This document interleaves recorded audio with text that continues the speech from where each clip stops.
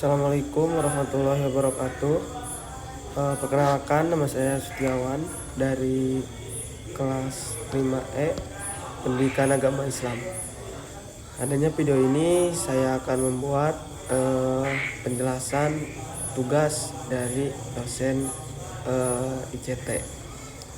Nah, langsung saja. Real world problem solving and innovation itu terbagi beberapa level. Dan saya akan menguraikan level 1 itu tidak ada pemecahan masalah.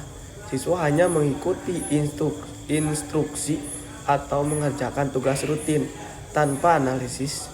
Contoh aktivitasnya, mengisi LKS tentang jenis-jenis sampah tanpa diminta membuat solusinya, menyelesaikan soal matematika prosedural seperti itu.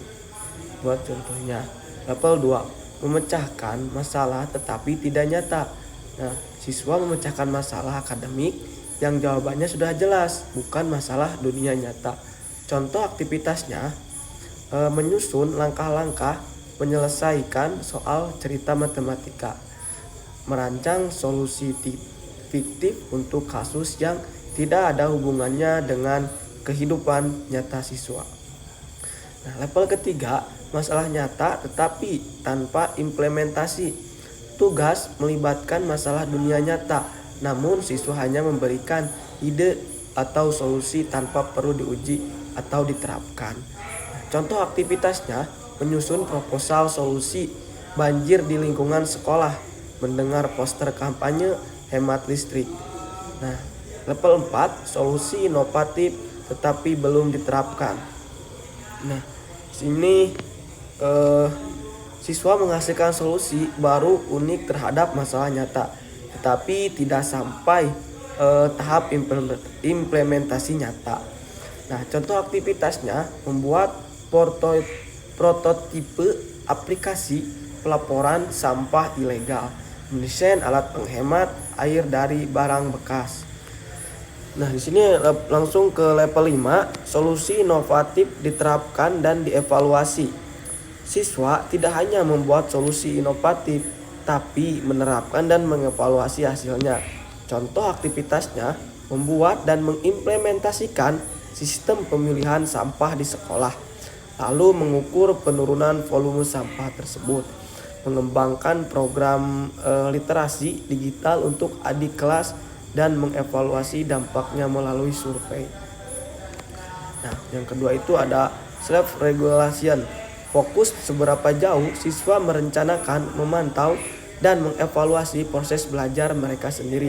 Nah, di sini ada sama level 1, tidak ada kontrol diri, siswa hanya mengikuti perintah guru tanpa ada perencanaan atau refleksinya. Contoh aktivitas, mengerjakan tugas satu persatu sesuai instruksi tanpa tujuan pembelajaran pribadi. Level 2-nya, menyelesaikan tugas jangka pendek.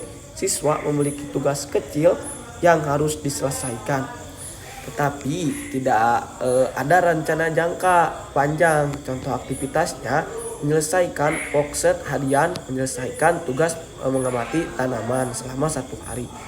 Nah, level 3, merencanakan tugas jangka panjang dengan arahan guru. Siswa memiliki proyek jangka panjang namun masih diarahkan secara penuh oleh guru dalam perencanaan. Contoh aktivitasnya, proyek 1 minggu membuat laporan cuaca dengan jadwal yang ditetapkan guru. Guru memberikan timeline proyek akhir dan siswa mengikutinya. Level 4, siswa merencanakan dan memonitor proses sendiri. Siswa menentukan tujuan, membuat rencana, memantau progresnya sendiri. Guru hanya memberi panduan umumnya.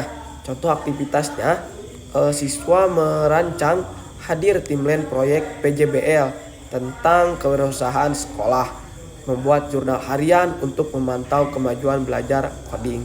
Level 5-nya, siswa merancang, memonitor, menilai hasil dan merevisi proses ini ke level tinggi, dan merevisi proses sepenuhnya, mengatur belajar, merefleksi hasil dan memperbaiki strategi secara mandiri.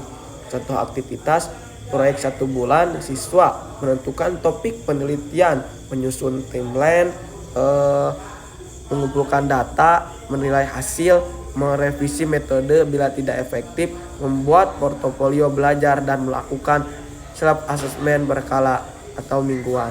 Sekian yang saya bisa jelaskan. Mohon maaf. Wabillahi taufiq wal hidayah. Wassalamualaikum warahmatullahi wabarakatuh.